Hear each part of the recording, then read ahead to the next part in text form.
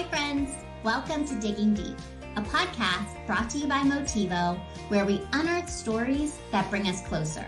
I'm Rachel, joined by Dr. Carla, and together we are going to explore our shared experiences and what it means to be human. We'll have conversations with clinicians, activists, and everyday heroes who share their wisdom. These discussions challenge our perspectives and ignite a spark for positive change.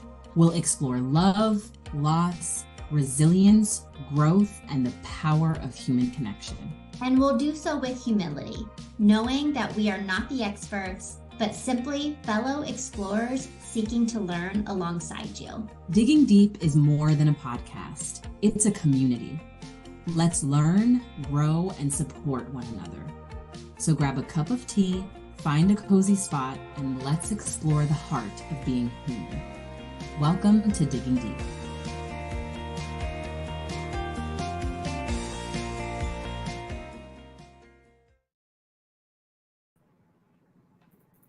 Hi. Here we are. No, we're back. We're back. We missed last week. We did miss last week. So tell us why we missed last week. What were you doing? Oh, wow. I was actually with one of my friends in Minnesota, spending the week with her. She's going through cancer diagnosis right now, which is like super hard. And it was just one of those times that I was like, emotionally, I don't have it in me to do this, which I think is like an important, I'm trying to listen to myself in those kinds of ways, like the things that take a lot out of me, mentally or emotionally. And, Digging Deep is one where it's like, you show up, you have something to say, you say it, you communicate it. And it was just one of those ones where I was like giving myself grace for the fact that I just didn't have it. And I don't know, I just appreciated the opportunity to be like, Digging Deep will be there when I get back next week. And we should give ourselves that.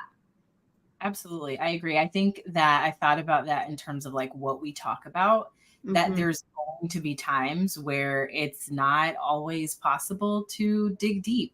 And we want to lean into that and be thoughtful about how we can, give value and not just try to stick to a schedule.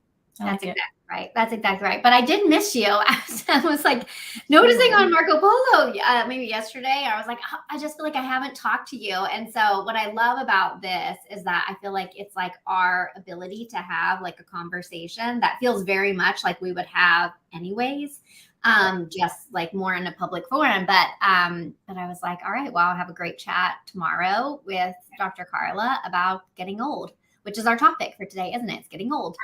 It is. I actually was thinking the same thing about Marco Polo because school is starting. So like there's just all this madness about getting ready for school, and Cammie's starting pre-K, and I'm a little sentimental about it. And so I'm like, I'm going to make this a whole experience for both of us. So yeah, I'll be back on Marco Polo very soon.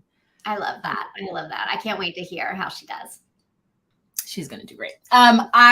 Before we start talking about aging and our topic, I do want to plug the fireside chat. So excited about that tomorrow with you and Mike. So why don't you just talk a little bit about what you two will be talking about? Yeah, we wanted to do this little fireside chat with Motivo founders, me and my co-founder, Mike, who Mike hasn't been here since the beginning. He joined the company like 2 years into it and has just been such a partner to me on this journey of growing Motivo. He's made us so much better, which I love him. I truly do. And so, it seems like clinicians have been interested in what we're talking about from a clinical perspective, but they've also been very interested in just like a startup's journey, like a founder's journey. And I always think of like clinicians, especially private practice clinicians, as entrepreneurs as well, right? Creating their own businesses and getting, early interest. And there's like marketing and finance and sale and all of those things that go into owning any kind of business. And so it seemed to be a topic that people would be interested in hearing about, which is just like, Motivo just turned 5 years old, and how did we get here? And what have we learned along the way? What have we done right? What have we done wrong? More wrong than right, honestly. But so we're going to be talking about all the things, and I'm going to try to keep him from telling any dad jokes. I think he had a child to justify his ability to tell dad jokes, because I'm pretty sure dad jokes predated his son Liam, but they're awful. So I'm going to try to keep them from the public eye. Well, I kind of think that, if he does tell a dad joke, it'll at least show the two of your relationship when he tells dad jokes. So, Yeah, I mean, I have very little grace. there's going to be a benefit to Yeah. that. I'm sure there will be a lot of laughs. Well, I can't wait to hear more about it, and really I'm just excited to see the two of your relationship. But also, as you said, I think that therapists and people who are in behavioral health, there is an intersection with business and just things that we haven't been trained to do. We train to provide the service, but not always to build businesses. And I think that you two have a really great perspective, especially as you navigate that intersection of therapy, behavioral health, and like technology, which we don't always put together. All the things. So it's tomorrow at 3 p.m. Eastern, 12 Pacific. Maybe Sean, our producer behind the scenes, can drop the link where people can register for it. But yeah, it should be a fun time. It will be a fun time. Yeah. All right. So I do want to jump in. I know that we're going to talk about one of your favorite topics. I mean, we have talked so much about the learnings that you had around aging. This is, the topic where we talk about what you've learned around podcasts, but then also in yoga as well. So really wanted to dig in a little bit deeper here. So let's just get started. I want to hear why you love talking about the process of getting older. Love it. Yes. Let's dive in. I feel like I should do a caveat of like, I'm not that old. So like my thoughts on this are subject to change as I get older and older. I'm 42, and I think a lot about what does it look like to get older? What am I excited about? What am I nervous about? And I think it's like maybe all through this lens of like wanting to like live in the moment and embrace the present, and like to not live a life where I'm constantly like looking backwards and like wishing for a different time, or even looking ahead and wishing for a different time, but just like, how can I be like completely satisfied with my current situation and be hopeful for like what's ahead, And I think I started thinking about this probably more when I listened to, it was like in 2022, Glennon Doyle, who, has written a number of books and kind of is like a speaker and author that many people know about now. She has a podcast called We Can Do Hard Things. And she and her sister Amanda, who's like the co-host on it, did an interview with Ashton Applewhite, who's like a leading expert on ageism. And so she just had really incredible things to say. Older woman, probably in her 70s or 80s. I'm not exactly sure. But one of the things she was talking about is that as we age, we become more distilled versions of ourselves. And I just like love that phrase, first of all, that we become more distilled versions of ourselves. And she was said, basically, if you're creative when you're 4, you're going to be creative when you're 40, and you're going to be creative when you're 90. And oftentimes, like as a society, we begin to think of like older adults as people who are, incompetent or like not interested in learning new things and not interested in like creating and having ambition again, which is just like absolutely like not true, So I think that as a society, we're kind of like bombarded with the negative kind of horrors of getting older. And so, she's not Pollyanna about it. She's very much, she recognizes the fact that getting older comes with some downsides, some real losses, some things to worry about. But she also talks more about how the process of aging can enrich our lives. And so that just like reframed it for me and helps me kind of think about like, okay, how am I year to year, decade to decade, becoming a more distilled version of like who I already am. And that's like why I love talking about it. So those are just like a few of my thoughts, but I want to know, what do you think about it? Is getting older a topic that you are obsessed with like I am? I wouldn't say obsessed, just yeah. I mean, I think that, you make really great points about the impact of society, which we'll talk about in just a bit.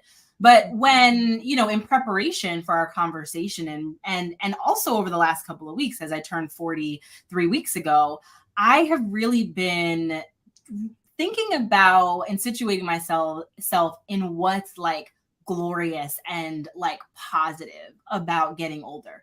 Because number one, we can't control the fact that we are getting older, right? It's just, it's a natural thing, right?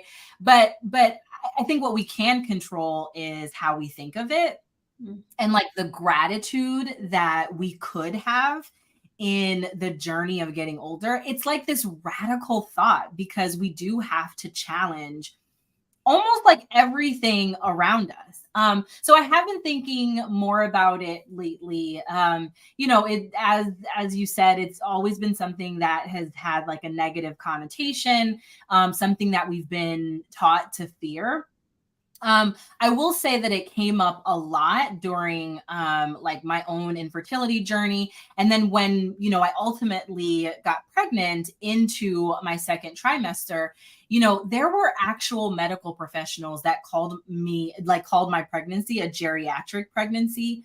I want to say I was 36 while I was pregnant. And I mean, for all intents and purposes, 36 is so young. Like, yeah. Across the board, it is young. And so, this whole like medical fear of there's going to be something wrong was just like, I already brought enough of that. But then the physicians that I was working with at times also had this really just negative perspective. And so I was really glad that I was in therapy at the time, because my therapist helped me to like reshape it. So, my physicians would say, you, because of, your age, we need to see you more often. You need to get ultrasounds every week.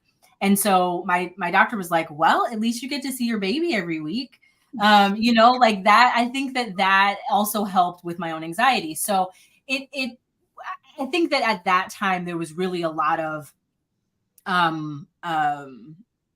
it was really helpful to be able to think of aging in a positive way and to really focus on what, I was grateful for. And that is, to your point about, just like staying in the moment, which I think that it just like makes it so much better.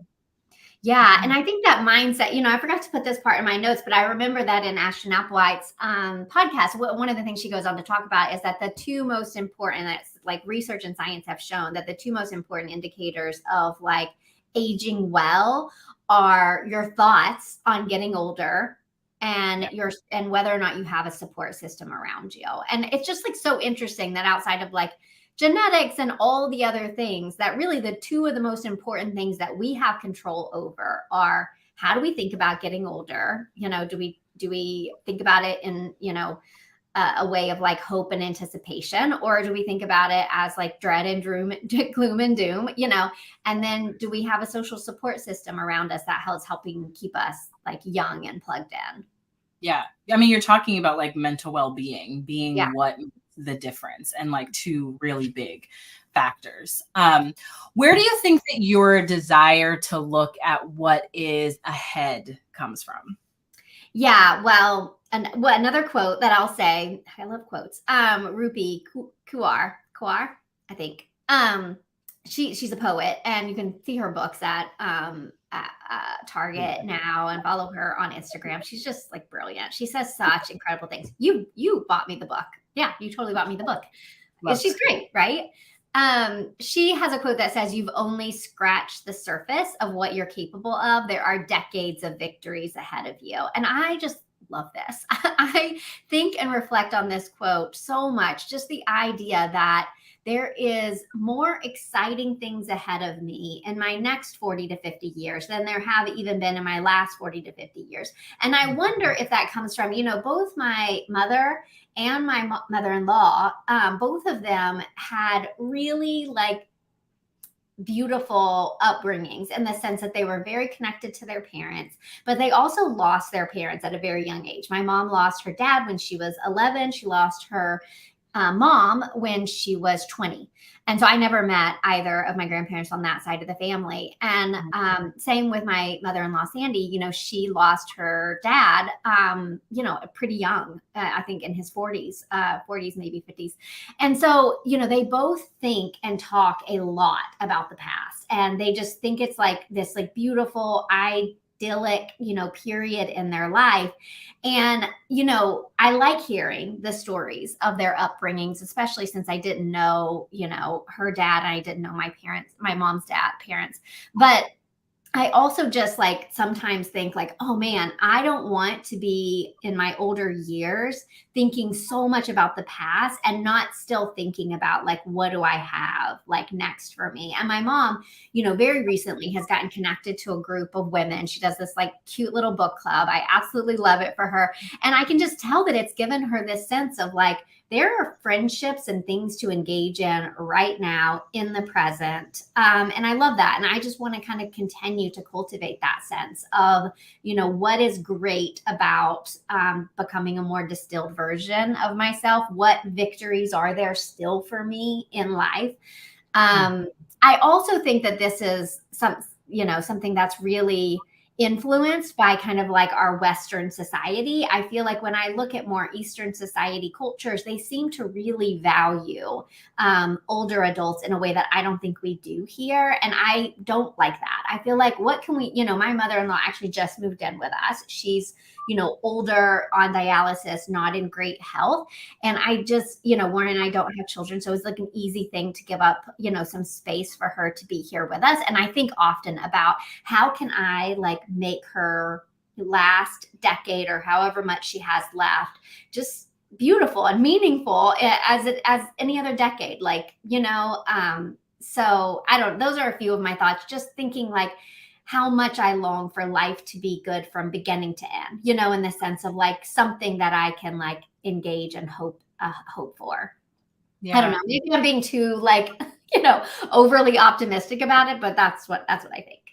No, I think that if you begin to train yourself and reframe aging now, that as you age, you begin to think of it differently with like new, fresh eyes. And that's the radical part of it, right? You get to challenge what is literally everywhere around you around aging.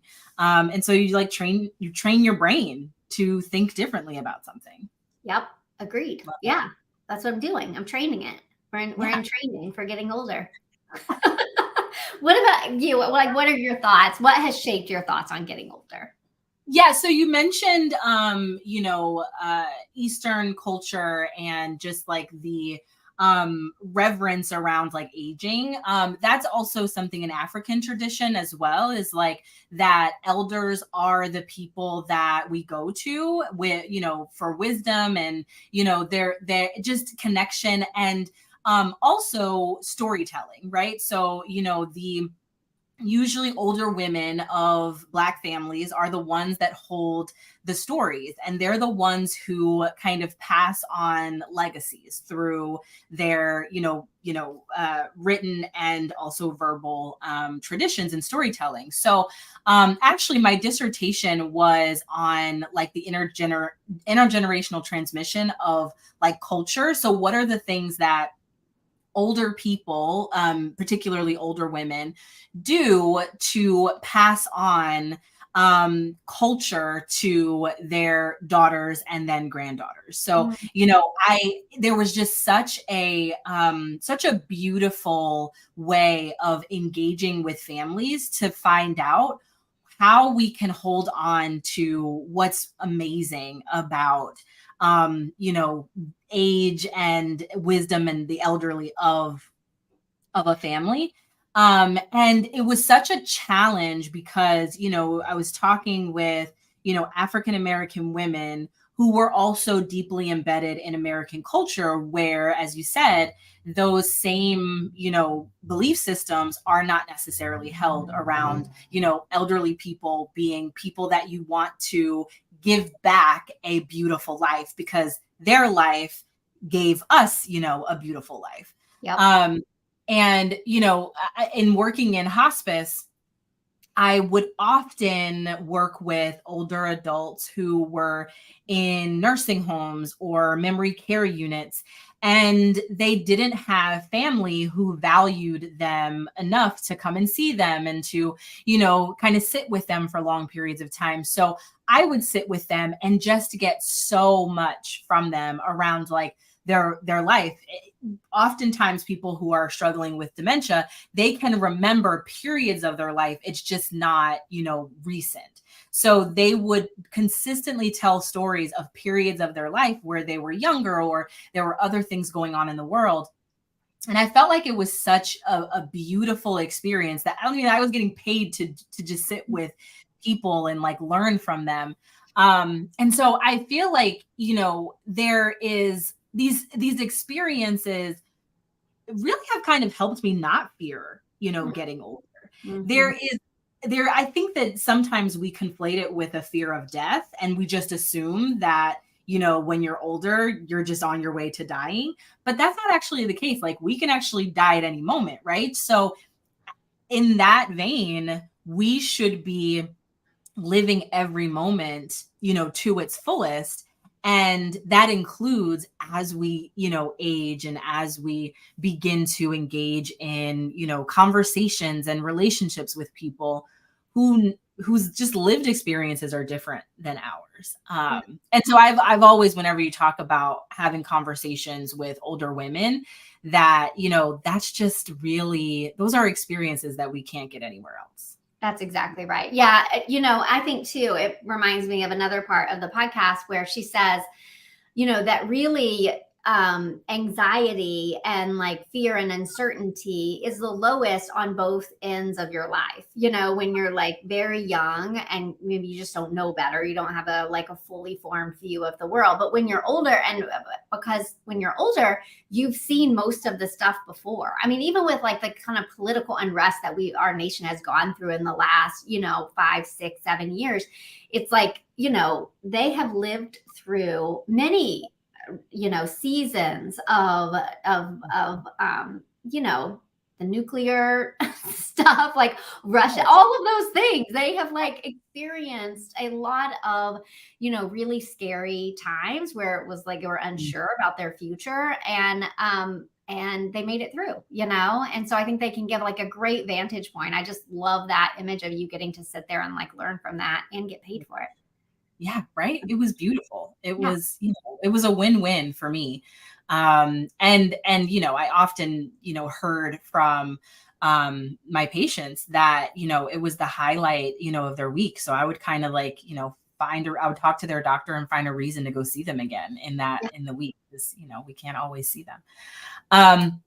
So let's talk a bit about how society has shaped our view. I think we mentioned this a few times, and I think society probably has the biggest impact, and like, culture has the biggest impact on how we make meaning of aging.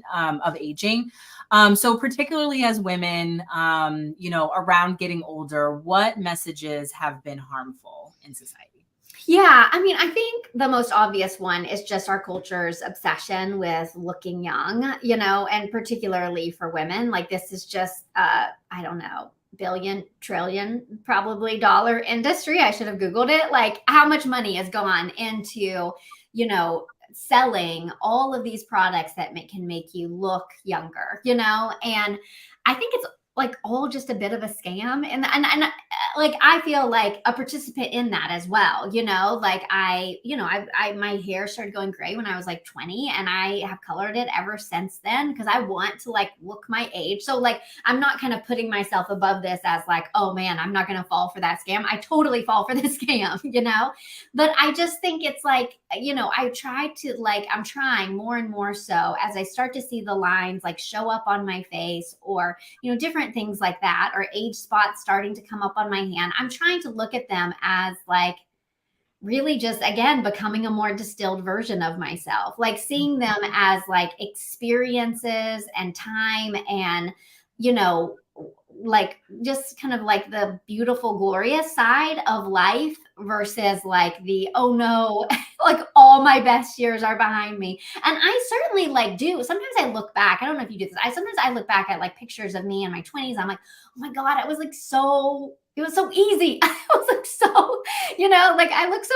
fresh and just like it's easy, but I can remember then, and I didn't think I looked great then. Like when I was in that moment, I was constantly worried about how I looked and how I was showing up in the world. And I'm like, it's probably the same now. 20 years from now, I'm going to look back and be like, Rachel, you look great. You look fine.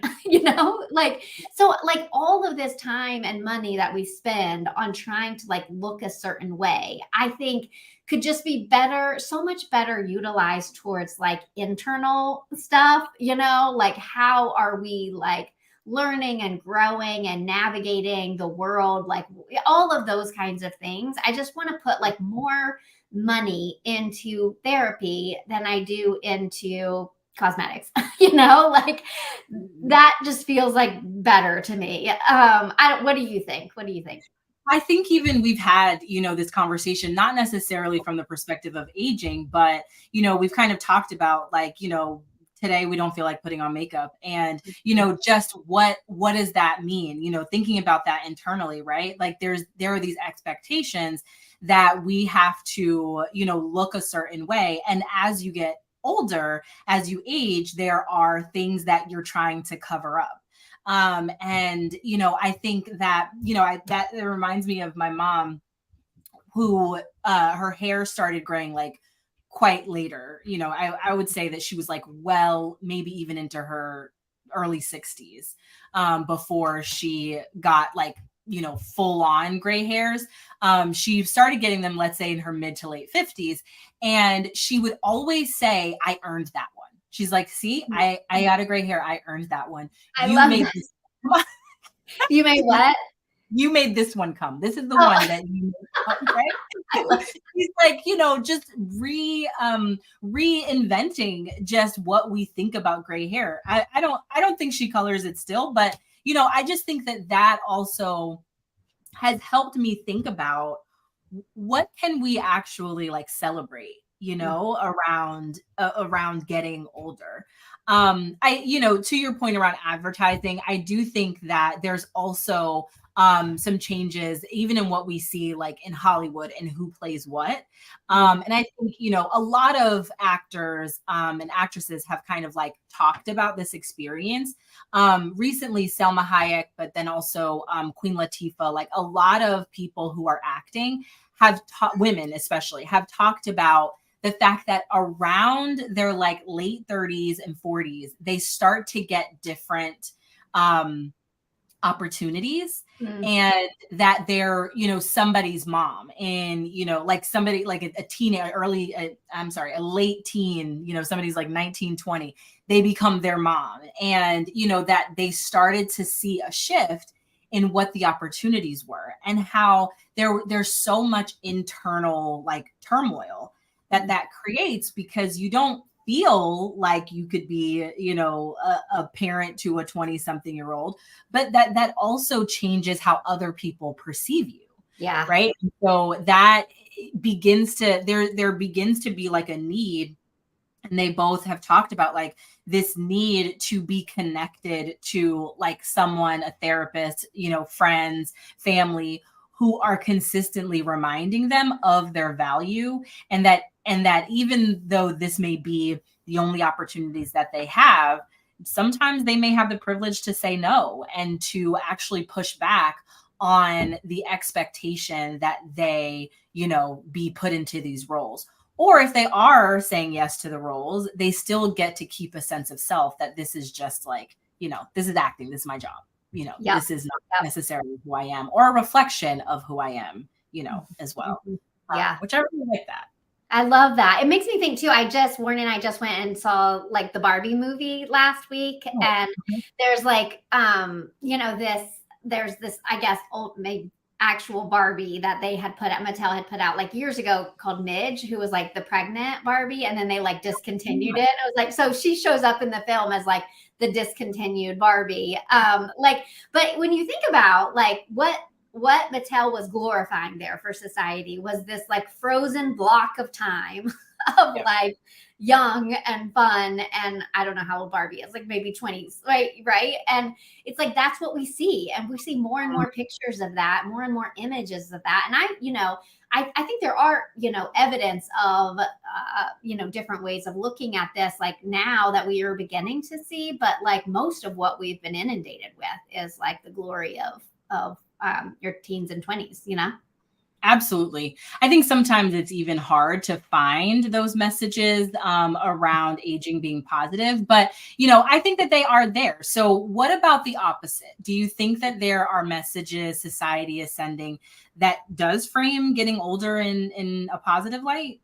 Yeah, I mean, I think you're right that we have to like look for them more intentionally. So I saw, and I think I've mentioned here before, that Julia Louis-Dreyfus from, Seinfeld had started a podcast called Wiser Than Me. The whole purpose of the podcast is just to interview people who are older than her, think like Jane Fonda, like different women like that, about their life and like what they have learned and how they've grown. And she just asks them to teach her what she should know, And so I love that. I love even this aspect of like the younger generation too. And like how I see them investing in their mental, emotional health. I feel like that the kids in my life are so much more adept at talking about their thoughts and feelings and experiences than I don't remember anybody in my class like going to therapy when I was like in elementary school. That was never even talked about, right? And so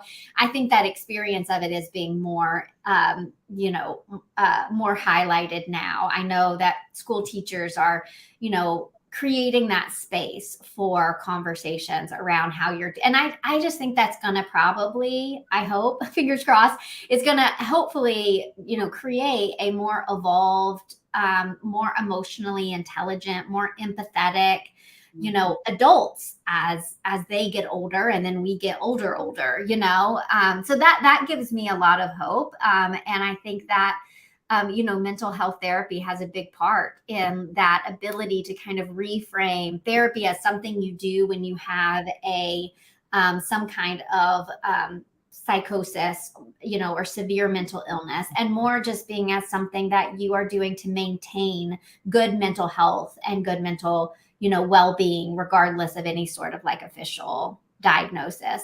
I think also like there's more representation of different ways of like living and being. I think that we're starting to see like, kids who, very like openly have same-sex parents, or they're transgender, or, whatever. I think all of that hopefully is working towards giving more examples of what life actually looks like for people.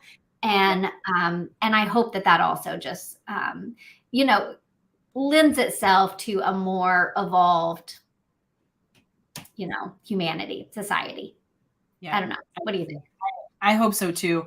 Well, when you were talking about that, I was thinking about my my niece who just turned 24 and moved to New Orleans to go to grad school. And she was, just talking to me about like her plans, and she's like, okay, I'm going to get this degree, and then I'm going to do this, this, and this. And, I'm going to, and she said something about success. And, obviously I had stopped listening, but I kind of like came back to like, all of that is great. And what you're doing right now is amazing. Like, you think about it, like stop what you're doing and think about it. You moved from New Jersey to New Orleans by yourself at 24 because you wanted to follow a passion that you have. Oh, wow. She's going to be a social worker. She's also, the dual program is public health. And so everyone around her is like, what money are you going to make? Like all the things that people say in that area. And she has such a good answer of like, I don't know. I'm going to find out. I haven't figured it out yet. And so I'm like, that's the same thing. When we're talking about success, like success is just like being proud of yourself for the courage that you have right now. You have this courage right now. Yeah. Imagine, being able to like give space to it and just like you know, move on in life knowing that you have this courage now. You I don't love have to do one more thing. You already have it. yeah. And she just, she kind of took a quick break, how when you're younger, you take a quick break around thoughts, but then she came back and she really did, talk about it. And me and Shannon were talking to her about it. And he was like, I don't know who said it, but the journey is the destination. That's what he Mhm, wanted. mhm, mhm. And it's so true, right? That most of what people struggle with is that, I expected myself to be doing something different by the Yeah. time I got to X age. And I just feel like being able to stay in the moment, no matter what age you are, but especially as you are aging, to Mhm. see how just amazing that is and how it's added to your life, how you've changed over time, is such a like worthwhile practice. I love that. I want to ask how this has come up more for you with your clients, but like that's such a powerful story too, just in the sense of like, a lot of what therapy is or can be sometimes is like a reminder to your clients of how they've already solved complex issues at different phases of their life and how they might be able to leverage that ability to do this here in this problem that brings you into therapy, right? And it's like Yeah. you saying that makes me think about what Ashton says about being a more distilled version of yourself, and that if you're creative if you're 4, you're creative if you're 40, like that same person that she is now, this ambitious, like thoughtful individual is going to be, that's going to be with her when 20, 30 years from now and whatever she does next. Completely agree. And knowing that is the goal. Yeah. Knowing what are the things that brought you to this space, um, is the goal. Yeah. Um, Yeah. So tell me but that. Yeah. yeah, Yeah. I was just going to say more about that, more about the how are your clients yeah. navigating this idea of aging?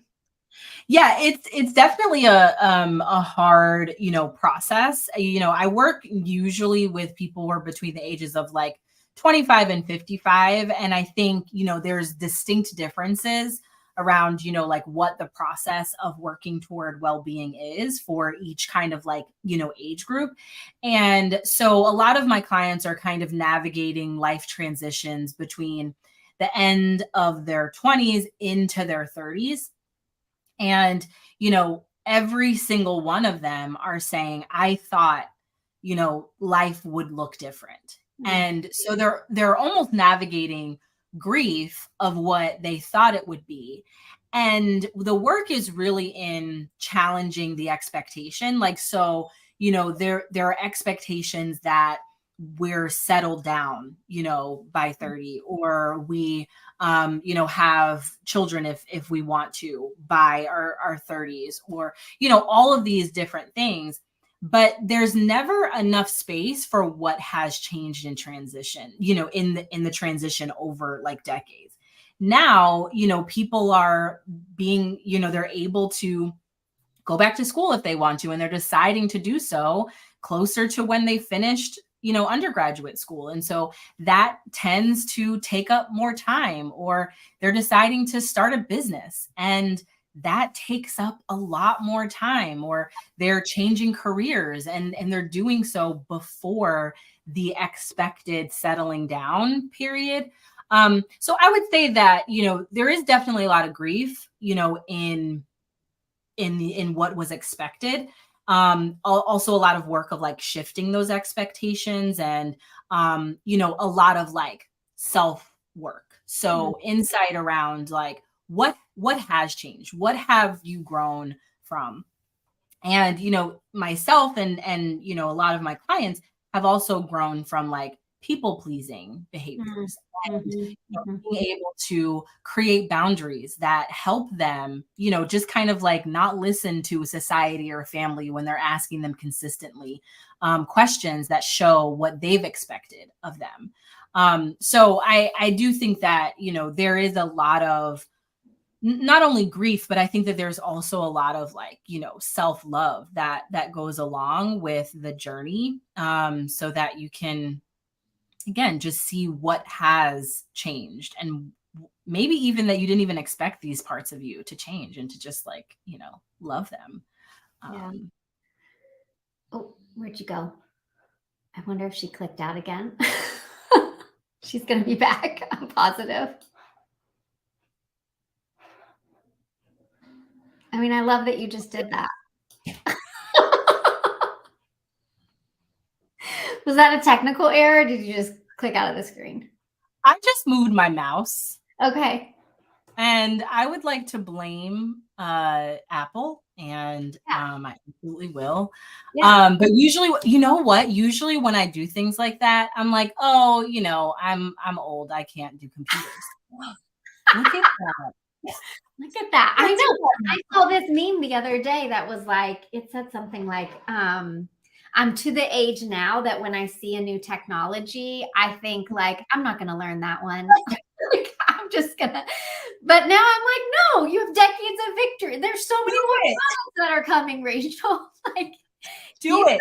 Get that TikTok account yes. and record your first. Don't make me. I watch TikToks. What is it? There's another meme that's like I watch TikToks like several days later on Instagram Reels. Yeah, like a that maturity. is me. I want to say that there's like an age group of us that do that. And it's because, we have the wisdom to know that TikTok is a little bit too much, Yeah. I That's don't right. even know. Yes, Yeah. I've not even delved into TikTok yes, whatever. I mean, I'll try to embrace some things. So yes, So I'll embrace that I took us off track no again, problem. technical difficulties. So here we are. So this question is one that I thought of last night, because I don't think that we often think about aging within the context of relationships. So how do you navigate aging in your relationship? So think like friendships, your marriage, family. How are you navigating aging? When I saw this question come up too, I thought the same thing. I was like, wow, I haven't thought about this because I feel like aging is very like it's an internal process of like what you think about getting older. So I really had to think on this one. And I think one of my like strengths, probably like annoying parts of being friends with me, is that like I'm kind of like obsessed with like my own growth and learning and development. Like when I was with my friend, Jess last week, who's battling cancer, it's stage 4, it's terminal, it's like absolutely heartbreaking in every possible way. But, I'm the kind of friend that we had conversations about her thoughts on the afterlife. Like that's the kind of things that I want to talk about. And that and she, of course, like wants to talk about those things too. She's super spiritual and like very in tune with those things. But she's also like so much fun. Like she's like really, really fun. She's always like dancing and singing. And even through this diagnosis, she has been just like 100% like still that same energy and self. And I'm not very good at that. Like I'm not good at like the like dancing, singing, fun, like as we've talked about, incapable of small talk. I don't know what to talk about if we're not talking about the afterlife and generational trauma. What else? What other topics are there? So I think that can probably be a little bit annoying from a perspective of relationships, but I also think that it's like, I don't know, it for me creates like much deeper relationships where we really talk about those kinds of things on, and an ongoing basis, and where it's really something that I need from the people I'm close to, not just like their ability to engage with me on those topics that matter, but like also like their willingness to like do work around it. So my husband, I've shared this before, but he's in recovery. He's been sober for 6 years now. And one of the things I love about being married to somebody who is in recovery is that it's like an everyday journey. It is a survival mechanism to work your program and to sweep your own side of the street and to go to meetings and be asked thought-provoking questions to engage in your own self-work. And I love that. But it also leads me to, if he's not doing his own work, I notice it and I'm like, ugh, you're kind of cranky. And we got to talk about that, like, because it's just like too much. So I think that's how it shows up. And I think I can see it show up too in my friends and family, where there's kind of this expectation that I want them to be learning the same things I'm learning, and maybe they're not, maybe they're just like not interested in the topic of racial inequity in our society. I try to engage in that conversation with my family sometimes, and they're like, I don't think about this as much as you clearly do.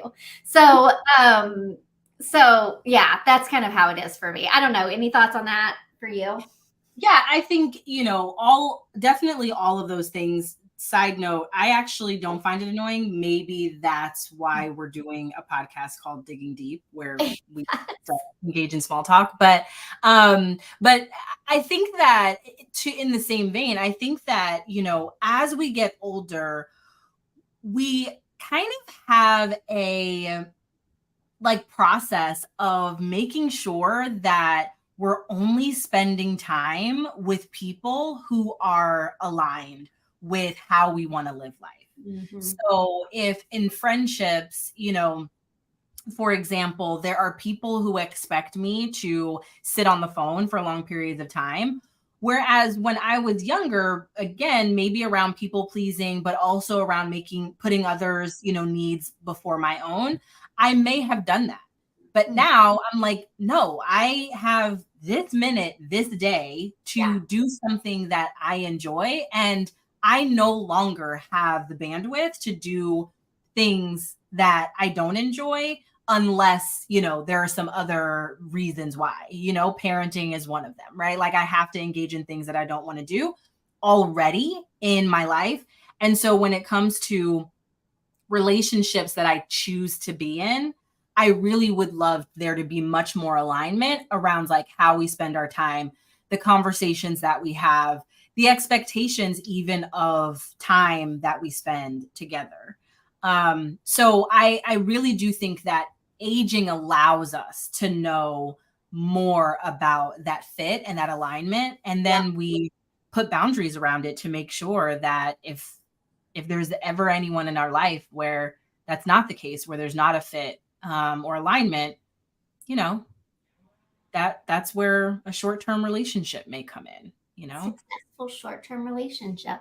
Yeah, I love that. And one closing thought I want to give on this too is just that I hope that I am wrong about many of the things that I have said here on this podcast. I feel like to me, what success would look like is I re-listen to this in 20 years and I'm like, I have no idea what I was talking about when it came to being getting older. I was a spring chicken and I didn't know, and I want that to happen, because if I still think the same things 20 years from now that I think now, to me, that's not a good sign, and I think about, so I say that more as an invitation to anybody who would want to reach out to me and be like, have you thought about it from this perspective? I love that. There's this one guy who in our Motivo community, Gene Combs, and his wife, who lead our